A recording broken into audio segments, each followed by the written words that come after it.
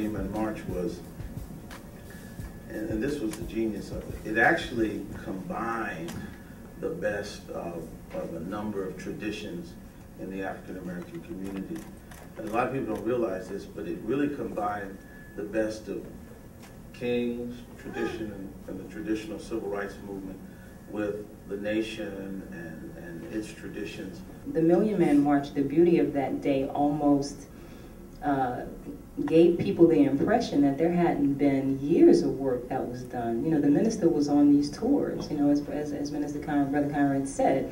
I mean, there were thousands of men that were heeding this call before the minister gave the call for the Action Million Man March. I mean, these local organizing committees were serious. I mean, you're talking about organized efforts in cities around the nation. Another segment of the population that wasn't there, but largely were supportive, and that was black women. Here in New York, when the buses left from Queens and different areas, black women came to, you know, give us a send-off, and they came with breakfast and so forth and so on, sending their men and boys to the march. For me, it was an opportunity for people in the Nation of Islam who did not have a position, who didn't have like a national position, to really do some work.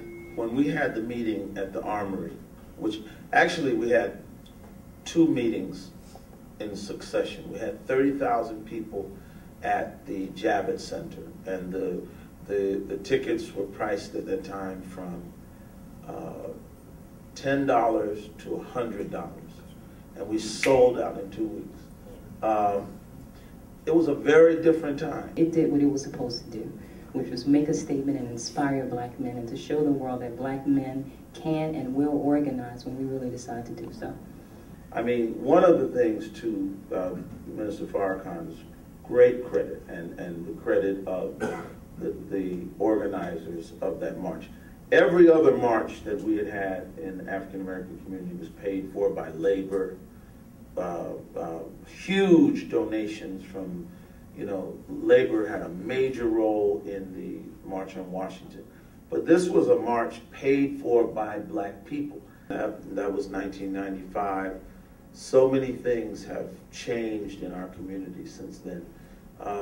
You know, we haven't talked about the fact that, you know, just about every rapper in America was there, and many of them had their families. And what hip hop has become and what youth culture has become, our young people today are light years behind where young people were in the 90s, much less the 60s. So we're moving backwards. But I really think that we thought that we were just going to, you know, go to the Million Man March and something was just going to miraculously happen.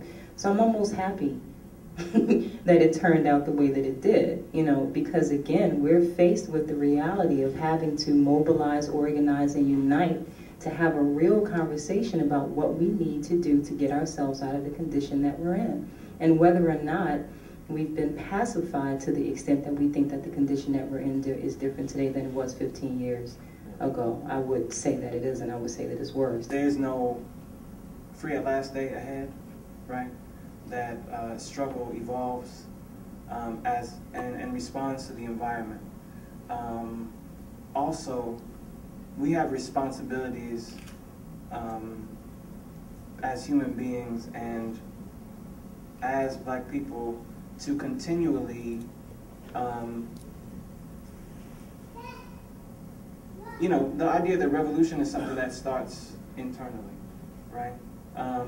So the question of defining ourselves for ourselves and holding on to that, and also understanding that the needs of our community may change over time, and that we have to define ourselves against the challenges of the day. What I take away from the Million Man March is that when we come together, when we decide that we can come together, we can make a strong statement. We are independent, we can be self-sufficient, and hopefully we will be together.